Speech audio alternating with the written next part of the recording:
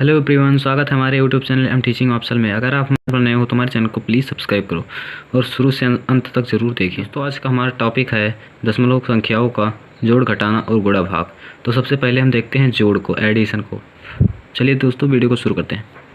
तो आज हम देखेंगे ऐड के बारे में। तो यहाँ पर किसको किसको ऐड करना है, लिखा है 7.25 प्लस 0.13 यानी 7.25 और 0.013 को और 3 को जब हम ऐड करेंगे तो कितना आएगा हमारा, तो आएगा 8 आएगा। और 2 और हम ऐड करेंगे तो कितना आएगा, तो आप सब जानते होंगे कि 3 आता है, सबको पता है। फिर यहाँ पर दशमलव के नीचे हम दशमलव उतारेंगे। इसके बाद में देखेंगे जब हम 7 को 0 में ऐड करेंगे, जब 7 को 0 में ऐड करेंगे तो कितना आएगा, तो हमारा 7 ही आएगा। बस यही आ गया उत्तर, इतना आसान है। चलिए आगे देखते हैं सब्ट्रैक्शन के बारे में। तो हम पहले बता चुके हैं दशमलव का जोड़ बता चुके हैं। अब उसके बाद में हम देखेंगे सब्ट्रैक्शन, दशमलव का घटाना देखेंगे। तो यहाँ पर लिखा है 55.75 यानी कि 55.75 को घटाना है किसमें, इससे घटाना है 25.85। 55.75 से 25.85 को घटाना है। तो देखते हैं, घटाते हैं। 5 में से 5 जाएगा, घटेगा तो कितना, 0 आएगा। फिर अब देखेंगे आगे, इसके आगे लिखा है 7 लिखा है। अब 7 में से 8 जाएगा नहीं, तो इसके लिए हम 1 से उधार लेंगे। 1 उधार लेंगे, 5 से 1 उधार लेंगे, तो 1 उधार लिए तो कितना होगा, यहाँ पर हो गया 17। अब 17 में से 8 जब जाएगा तो कितना आएगा, 17 में से जब 8 गया तो 9 बचा। फिर आगे देखते हैं, यहाँ पर जब 1 उधार ले लिए हैं इसमें, तो यहाँ पर कितना बचा, यहाँ पर बचा है 4 बचा है। अब 4 में से 5 नहीं जाएगा, तो इसके लिए हम 5 से 1 उधार लेंगे, तो यहाँ पर कितना हो जाएगा, यहाँ पर 14 हो जाएगा। और 14 में से जब 5 जाएगा तो कितना बचेगा, यहाँ पर बचेगा 9। 9 5 14 होता है, यहाँ पर 9 बचा। फिर देखिए यहाँ पर 4 बचा है, कितना बचा है 4, 1 हासिल ले लिए तो यहाँ पर बचा है 4। और जब 4 में से 2 गया तो कितना बचा, 2 बचा। अब 29 पॉइंट हम 0 को ना लिखकर हम 29.9 या 0 लगा सकते सर है। तो चलिए हम देखते हैं मल्टीप्लाई, दशमलव का मल्टीप्लाई या गुणा। पहाड़ा जब पढ़ेंगे 0 में तो हमारा कितना आएगा, 0 आएगा। कितना आएगा, 0 आएगा। अब जब 2 का मल्टीप्लाई 3 में होगा तो कितना आएगा, यहाँ पर 2 3 कितना आता है 6 यानी 6, 2 3 6। फिर हम क्या करेंगे, दशमलव को कुछ समय के लिए आप भूल जाइए। फिर यहाँ पर देखिए 2 पंचे कितना होता है, 10 होता है। यहाँ पर हम लिख दिए 10, कितना लिखें 10। फिर यहाँ पर गुणा का चिन्ह होगा, सबको पता है। फिर जब हम 0 का मल्टीप्लाई गुणा करेंगे 0 से तो 0 0 0 आएगा।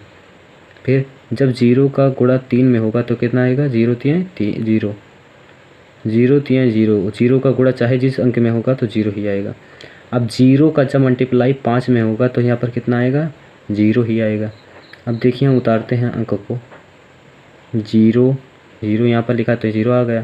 फिर यहाँ पर लिखा 6 लिखा है तो यहाँ पर 6 और 0 यहाँ पर कितना आएगा, 6 आएगा। यहाँ पर 0 हो गया, यहाँ पर 1 आ गया।